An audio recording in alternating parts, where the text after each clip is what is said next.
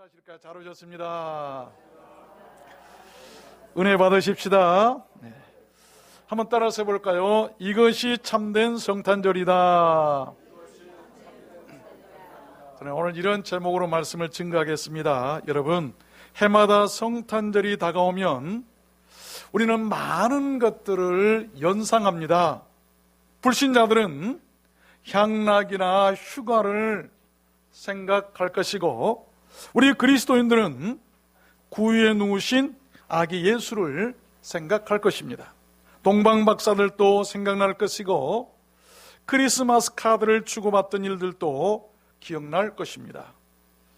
어린아이들은 산타클로스 할아버지 그 선물을 생각하기도 할 것이고, 어른들은 성탄절 이브에 교회에서 노래하고 춤추고 성극을 하던 지난 추억들을 연상하기도 할 것입니다.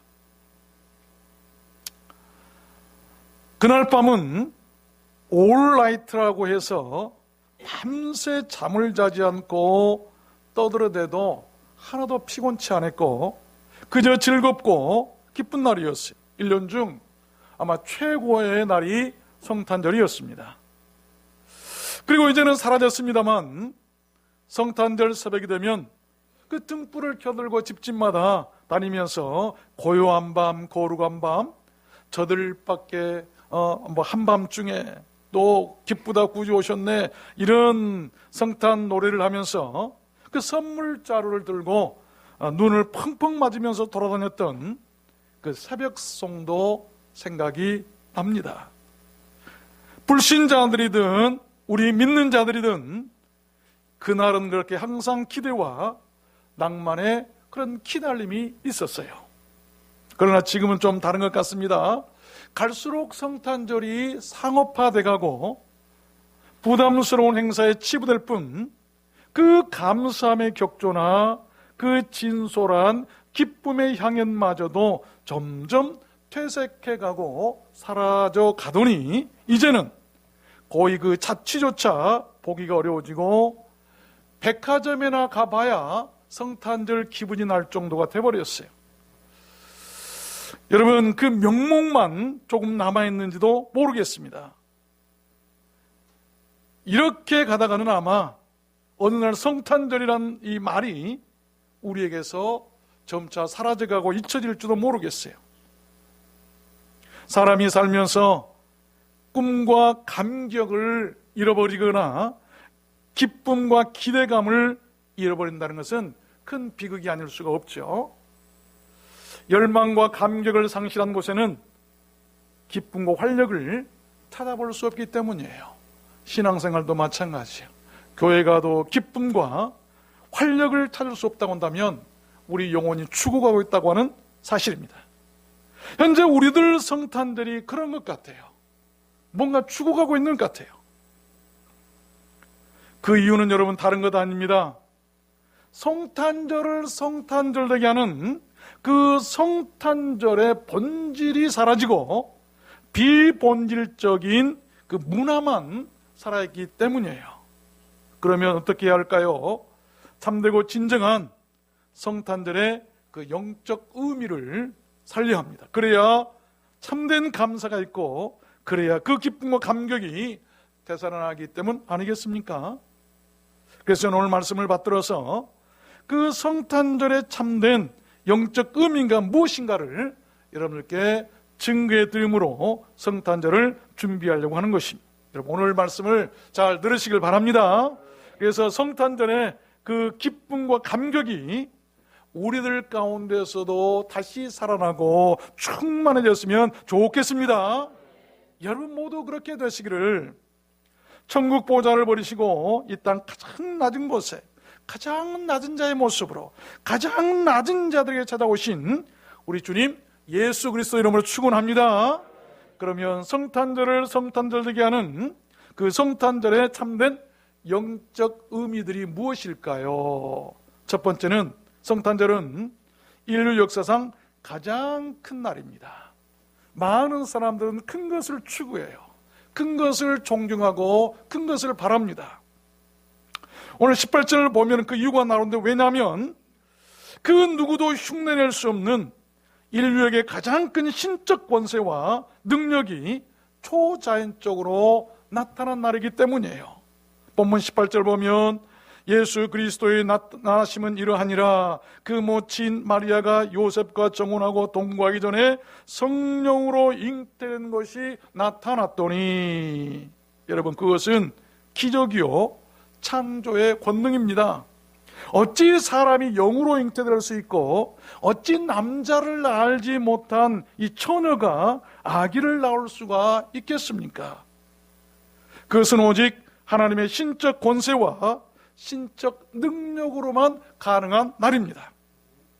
구세주가 우리들 인류 가운데 명백하게 공적으로 나타나신 이 자기 계시요 현현이죠. 그래서 그날이 큰 날 아니겠습니까? 이 성탄의 계절에 그러한 하나님의 권세와 능력이 우리들 모두에게도 나타났으면 좋겠습니다. 그런 하나님의 신적 권세와 능력이 나타났다는 사람이 있었어요. 그 사람이 누구냐면 바로 마리아죠. 마리아는 그 하나님의 신적 능력이 자기 몸에 나타난 것을 보고 그는 하나님을 믿을 수가 있었어요. 그리고 자신이 은혜 받은 사람이라는 것을 알고 감사하며 그를 찬미했습니다. 그러므로 우리가 믿음을 갖게 되고 우리가 감사하고 하나님을 찬미할 수 있는 사람이 될 수 있는 것은 그 하나님의 신적 구원의 능력이 우리 가운데 임해야 된다는 것입니다. 그 날이 바로 인류 가운데 나타났던 날이 바로 성탄절이었고, 어쩌면 우리 개인에게도 그런 하나님의 신적 권세와 능력이 나타나는 그 날이 바로 내가 구원받은 날이고 하나님을 알게 된 날이고 우리가 새롭고 거듭나게 된 날임을 여러분 믿으시길 바랍니다. 마리아는 자기의 소중한 그 처녀의 몸을 그리스도의 동정녀 탄생을 위해서 하나님께서 사용하시도록 그릇으로 내어드렸어요. 순종이었습니다. 또한 그것은 인류 구원을 위한 한 여인의 위대한 헌신이었어요. 마리아는 가난하고 초라했지만 그는 순결하고 정결했고 겸손하고 착한 여자였습니다. 하나님께서는 그 여자를 신적 능력과 기적의 도구로 사용하셨고 그의 몸을 빌어서 인류 구원자를 이 땅에 오시게 했던 것이죠. 그래서 성경은 그의 입술을 통해서 만세에 오고 오는 모든 만세에 바로 복이 있는 여자라고 고백하게 했던 것입니다. 우리가 이 세상에 살아가면서 가장 복 있는 사람이다, 내가 가장 복 있는 사람이라고 말할 수 있는 것은 마리아처럼 우리에게 하나님의 신적 권세와 능력이 임해야 돼요. 우리가 하나님의 성령의 능력과 권세가 임하지 않으면 거듭날 수도 없고 새 사람이 될 수도 없고 항상 그 자리에서 남을 아프게 하고 고통하고 찌르고 가시형 같은 삶이 되지만, 아직도 흑암의 권세 속에 사로잡혀서 멸망의 길로 갈 수밖에 없지만 그런 하나님의 신적 권능과 능력이 우리 가운데 나타날 때 우리는 마리아처럼 내가 만세에 복 있는 여자고 내가 은혜 받은 여자고 내게 믿음이 있어서 내가 이 세상에서 가장 복 받았다라고 고백할 수가 있는 것입니다. 그런 사람을 그리스도인이라고 말할 수 있고 그런 사람을 복 받은 사람이라고 말할 수 있을 것입니다. 여러분, 그렇습니다. 성탄절은 그렇게 인류 구원을 위한 이 God's Great Power Day, 하나님의 큰 힘의 날이죠. 여러분, 그런데 그 하나님의 그 위대한 힘과 능력은 화려하거나 말 많고 사람들 많은 곳에 나타난 것이 아니었어요. 사람들이 많이 모인 곳에 싸우고 다투는 곳에 나타난 것도 아니었고, 기왕이면 하나님께서 예수 그리스도를 땅에 보내실 때 우리 교회가 세계에서 제일 큰 교회다, 우리 교회가 제일 많이 모인다, 많은 곳에 큰 곳에 화려한 곳에 보내지 않으셨어요. 여러분, 아주 작고 초라하고 조용한 바로 마국간에 나타나셨어요. 우리는 하나님의 뜻을 알아야 돼요. 하나님의 기뻐하시고 원하시는 무엇인 걸 알아야 돼요. 여러분, 동방의 박사들을 인도하던 그 하늘의 별도 크고 화려한 성전이나 어떤 궁전 위에 머무는 것이 아니고 바로 가장 낮은 그 초라한 마국간 위에 오자 그곳에서 멈췄고 그것을 비추었어요. 동방의 박사들을 바로 인도하셔서 그곳에 이르게 하셨고, 그리고 천사들이 내려와서 찬송했던 곳은 크고 화려한 것이 아니라, 사람이 많은 곳이 아니라 초라한 마구간이었습니다. 여러분, 하나님의 그러한 은혜와 기적과 능력이 오늘날 우리들에게도 그렇게 나타났으면 좋겠습니다. 저는 생각해 봤어요. 주님, 우리의 두란노 송교회가 마치 마구간처럼 작고 초라하지만, 그러나 주님께서 사랑하시면 하늘의 별이 우리 위에 머물 것이고, 그리고 천사들이 내려와서 이곳에서 찬송할 것이며, 주의 은혜와 평강이 우리에게 임할 줄로 믿습니다. 저는 그렇게 생각했어요. 저는 매우 슬펐어요. 이곳에 우리 마음대로 성탄절 트리 하나 세울 수 없고, 어디다 교회 간판 하나 붙일 수 없고, 참 마음이 아프지만 그러나 너무나 큰 위로를 저는 받습니다. 하나님, 우리 주님께서 세상에 오실 때에 방 한 칸이 없어서 남의 마구간을 빌려서 구유에서 태어나시지 않습니까? 예수님께서 성장하신 이후에도 인자는 머리 둘 곳 하나도 없다. 머리 대고 주무실 곳 하나도 없었다라고 한 말씀이에요. 그런데 우리가 웬 이렇게 은혜가 웬 호강입니까? 이렇게 따뜻한 곳에서 예배드릴 수 있으니 이 은혜가 얼마나 큽니까? 하나님, 하나도 부럽지 않습니다. 세상 사람들이 자랑하는 거 부럽지 않습니다. 우리 이곳에서도 얼마나 주님을 섬길 수가 있고, 이곳에서도 얼마나 은혜 받을 수 있고, 천국에 갈 수 있으니 하나님 감사만 더 넘쳐나요. 여러분, 주님의 은혜와 성탄의 축복은 초라한 마구간에 있었습니다. 믿습니까? 헤롯 왕궁에 있지도 않았어요. 예루살렘 성전 자랑했던 그곳에도 있지 않았습니다. 시골 초라한 마구간이었어요. 그런 은혜가 우리 삶 가운데 나타났으면 좋겠습니다. 이것이 성탄절이에요. 이것을 알아야 성탄의 기쁨과 감사가 있는 것 아니겠습니까? 초라하니까, 작으니까 더 은혜가 넘치더라고 하는 거예요. 두 번째입니다. 성탄절을 성탄절 되게 하는 그 성탄절의 참된 영적 의미가 무엇인가? 두 번째는, 성탄절은 인류 역사상 가장 귀한 날이에요. 21절 보니까, 왜냐하면 구원을 얻을 수 있는 그 유일한 길을 우리들 인류에게 주신 소망의 날이기 때문 아니겠습니까? 아들 낳으리니 이름을 예수로 하라. 이는 그가 자기 백성을 죄에서 구원할 자이심이라 하니라. 그렇습니다. 예수님께서 이 땅에 오신 목적은 여러분 그렇게 분명했어요. 그것은 우리들 인류를 바로 죄의 사슬에서 구원하시기 위해서였고, 분명히 목적을 가지고 계셨어요. 사랑하는 그의 자녀들을 저주와 멸망의 구덩이에서 건져내시기 위함이셨고, 택함받은 자기 백성들을 흑암의 권세에서 건져내서 자유하게 하시기 위해서 이 땅에 오셨다고 분명히 성경에 밝히고 있어요. 그래서 그날이 가장 귀한 날 아니겠습니까? 이처럼 귀한 날이 이 세상에 또한 어디가 있겠어요? 그래서 솔로몬은 이런 고백도 했죠. 세상에서 첫날보다 하나님의 전에 문지기로 있는 것이 더 귀하고 그날이 더 소중하고 귀하다고 하는 위대한 고백 아니겠어요? 인류 구원을 위한 하나님의 생각과 계획도 바로 분명하고 확실했지 않습니까? 요한복음 3장 16절에 나타나죠. 하나님이 세상을 이처럼 사랑하사 독생자를 주셨으니 이는 저를 믿는 자마다 멸망치 않고 영생을 얻게 하려 하심이니라. 분명한 목적이 있어요. 성탄절의 분명한 목적을 여러분 아십시오. 내가 예수 믿고 구원받은 목적을 분명히 아세요. 어느 추운 겨울 한방눈이 몹시 내린 성탄절이었답니다. 어느 신앙심 깊은 부부가 성탄 예배를 마치고 집으로 돌아가는 중에 아내가 남편에게 의심을 토로했어요. 여보, 난 아무리 믿으려 해도 믿을 수가 없어요. 오늘 목사님께서 설교하시는데 하나님이 인간의 몸을 입고 내려오신 게 성탄절이란데 어떻게 하나님이 인간으로 오실 수가 있어요? 남편은 아내에게 계속 설명했지만 아내는 깨달을 수가 없었어요. 소용이 없었어요. 그런데 그 의심을 해결해 줄 만한 사건이 그들 앞에 벌어졌답니다. 그들의 바로 자기 집 현관문을 이랬을 때 눈이 너무 많이 쌓여서 참새들이 먹이를 얻지 못하고 자기 집 문 앞에 날아와 비실거리면서 떨고 있는 것을 목격한 거예요.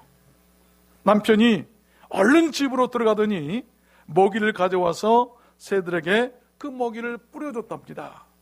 그러나 새들은 어쩐 일인지 먹이를 먹는 것이 아니라 모두 다 푸드덕하고 다 날아가 버린 거예요. 남편은 실망했어요. 그리고 날아간 새들을 보고 이런 말을 했답니다. 새들아, 난 너희를 해하려고 하는 것이 아니야. 이것을 먹지 아니하면 너희들은 굶어 죽어, 얼어서 죽어, 그런다고. 그러나 새들은 사람의 말을 알아들을 리가 없었어요. 아무리 남편 얘기해도 새들은 날아가고 말았어요. 그리고 남편은 날아가 버린 새들을 향해서 말을 이었답니다. 차라리 내가 새가 될 수만 있다면 내 뜻을 저들에게 전할 수 있었을 텐데. 그 말을 듣고 있던 아내가 뇌리에 펀쩍 무엇인가 스치감을 느끼고 그리고 기뻐서 외쳤답니다. 그래, 맞다. 하나님이 인간들에게 계속 사랑을 베풀었지만 인간들은 그 사랑을 알지 못하고 그 품을 떠났던 거야. 그렇구나. 인간들이 하나님의 사랑을 깨달을 수 없기에 어쩔 수 없이 하나님이 인간의 모습으로 우리들 곁에 오신 거야. 그 아내는 그것을 깨닫고 너무나 기뻐서 집 안으로 뛰어들어가서 눈물을 흘리면서 손을 들고 하나님께 기도하며 찬송을 드렸답니다. 오 주님, 이 땅에 아기 예수님 보내주심을 감사합니다. 여러분, 그 부부는 그 은혜의 성탄절보다도 은혜와 감사가 넘치고 행복한 성탄절이었어요.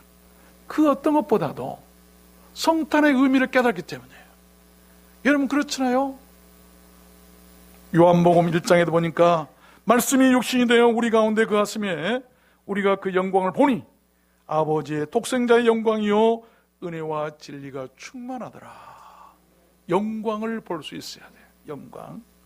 누가복음 4장에도 보니까 주의 성령이 내게 임하셨으니 이는 가난한 자에게 복음을 전하게 하시려고 내게 기름을 부으시고 나를 보내사 포로된 자에게 자유를, 눈먼 자에게 다시 보게 함을 전파하며 눌린 자를 자유하게 하고 주의 은혜의 해를 하게 하려 하심이라.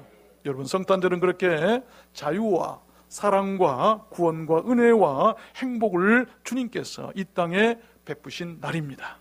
그래서 성탄절은 인류 역사상 가장 귀한 날이 아닐 수가 없어요. 그 구원과 자유와 사랑과 회복의 은혜가 이번 성탄절에 우리들 두란노 송교회와 여러분, 그리고 여러분 가정과 여러분 모두 우선 들고 함께 하시기를 주님의 이름으로 축원합니다. 세 번째입니다. 성탄절을 그렇게 성탄절되게 하는 그 성탄절의 참된 영적 의미가 무엇인가? 세 번째는 성탄절은 인류 역사상 가장 복된 날입니다. 23절 보니까 왜냐하면 우리들 인류가 가장 귀하고 가장 큰 하늘 선물을 받는 날이기 때문이라고 말씀하고 있는데, 보라 처녀가 잉태하여 아들을 낳을 것이요 그 이름을 임마누엘이라 하리라 하셨으니 이를 번역한즉 하나님이 우리와 함께 계시다 함이라. 여기 임마누엘이라고 한 말은 하나님이 사람들과 함께 계신다라고 하는 의미입니다. 그러므로 성탄절이라고 하는 것은 하나님께서 자신이 창조한 이 세상 인류와 함께 거하시기 위해서 독생자 예수를 바로 인간의 육신을 입게 하시고 이 땅에 선물로 보내주신 날이니 인류 역사상 가장 큰 축복의 날이 아닐 수가 없다는 것입니다. 마치 어떤 사람이 큰 집을 많은 돈을 들여서 지었어요. 지어놓고 보니까 자기 혼자 살기는 너무 크고, 그래서 누군가 같이 살았으면 좋겠다 해가지고 동네에 나가서 가난한 사람들, 집 없는 사람들, 불쌍한 사람들을 모두 다가 이렇게 불러다가 그 집에서 살게 해서 너무나 사람들이 좋아했어요. 그런데 가면 갈수록 그 집에 모여든 사람들이 싸우고 다투고 아주 죽을 짓만 하고 아주 못된 짓만 하고 흑암 속에 살아가고 있는 거예요.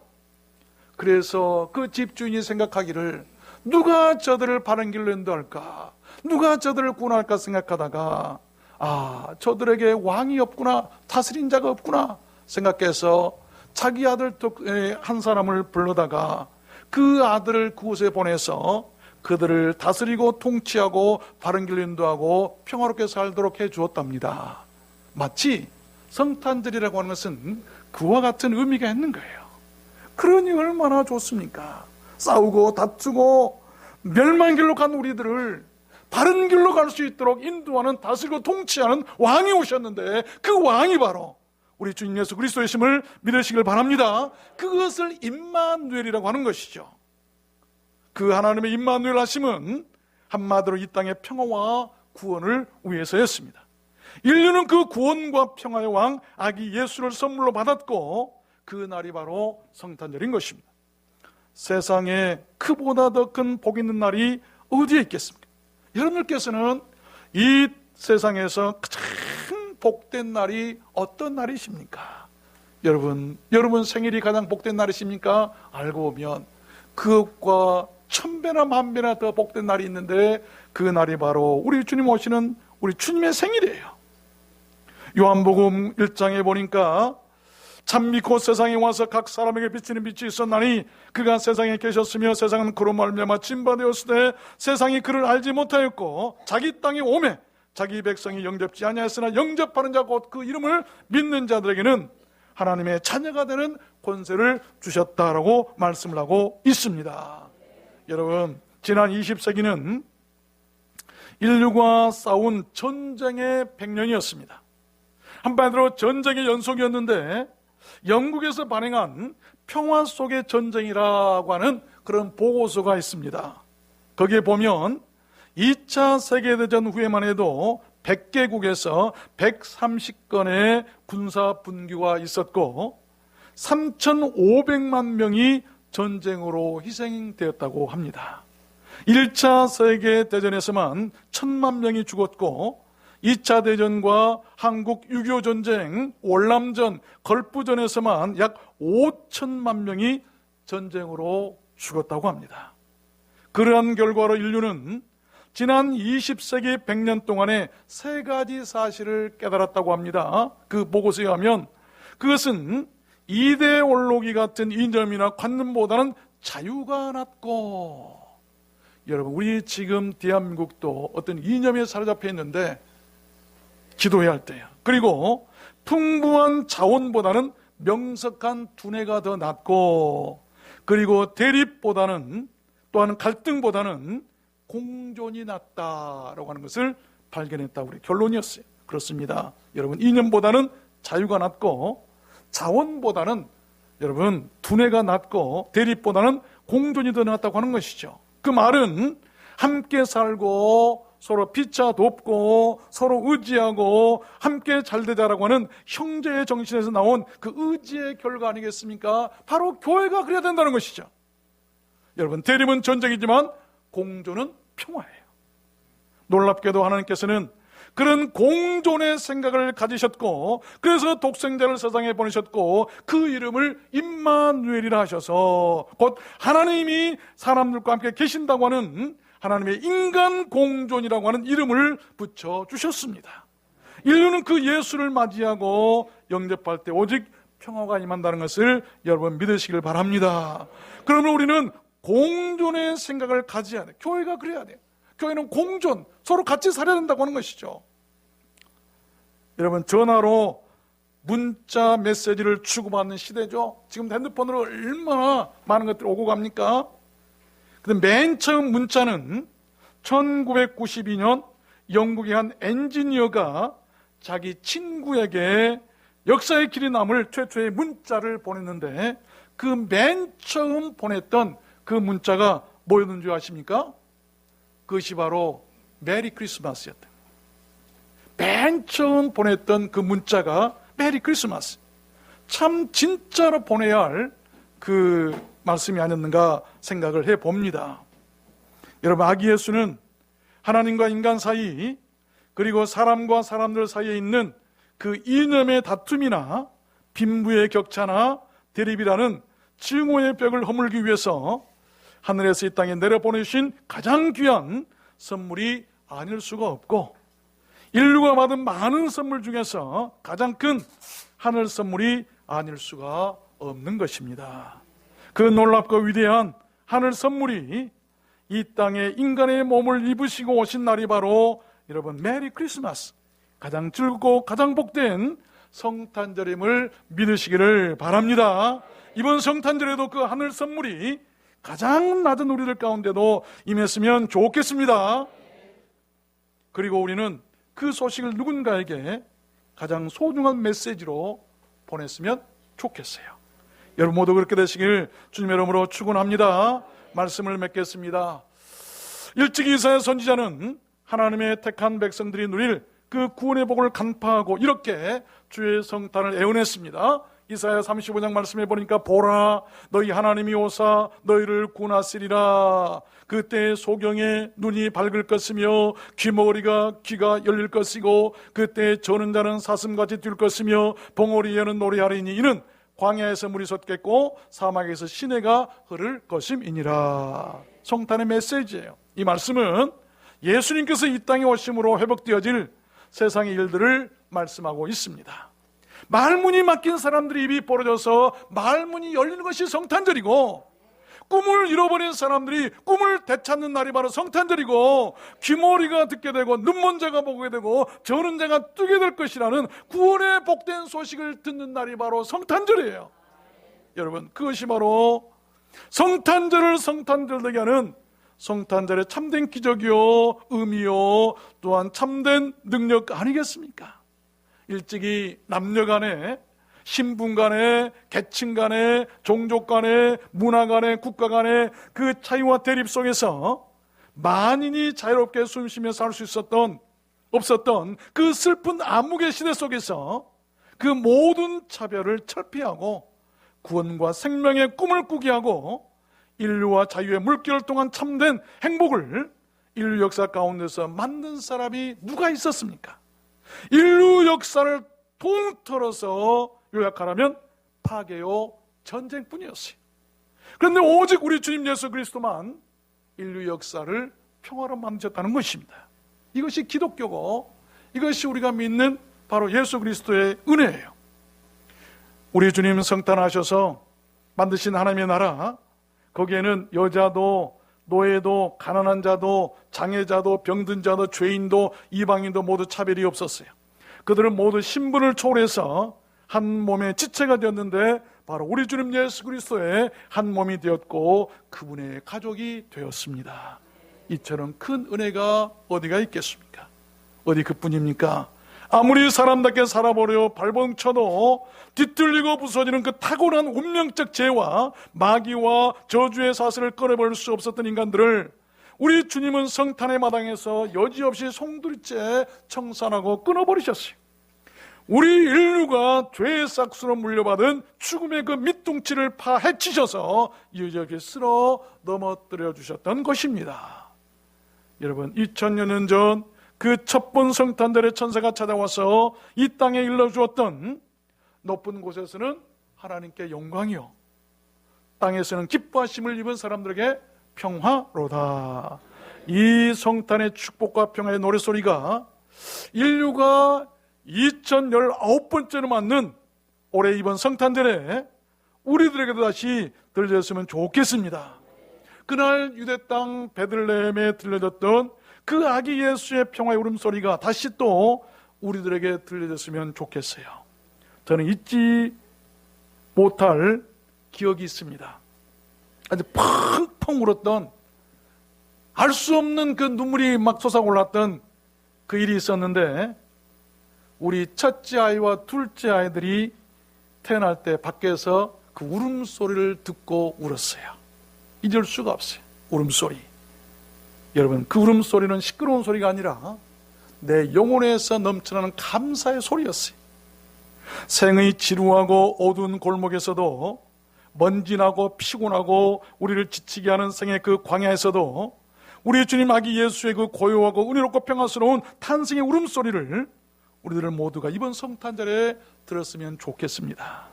그 어떤 불행도, 그 어떤 슬픔도, 그 어떤 질병이나 문제도, 그 어떤 저주도, 그 어떤 재앙이나 우한 질고도, 그 어떤 죽음이나 그 어떤 삶의 권태나 피곤함, 외로움, 우울함, 억울함도 이번 성탄절에 평화로운 그 아기 예수의 울음소리 앞에 다 불려지고 다 사라지고 다 물러갔으면 좋겠습니다. 이번 성탄절에 여러분 모든 가족들이 다 그 앞에 나오게 하십시오. 그래서 그 성탄절의 은혜와 기적과 그 축복을 여러분과 여러분 가정 그리고 여러분 모든 형제 친척 권력과 자손들까지도 함께 받아 누리게 되셨으면 좋겠습니다. 여러분 모두 다 그렇게 되시기를 주님의 이름으로 축원합니다. 축원합니다. 우리 그 아기 예수의 오심을 감사하며 오 거룩한 밤 그날 밤을 찬양하도록 했으면 좋겠습니다.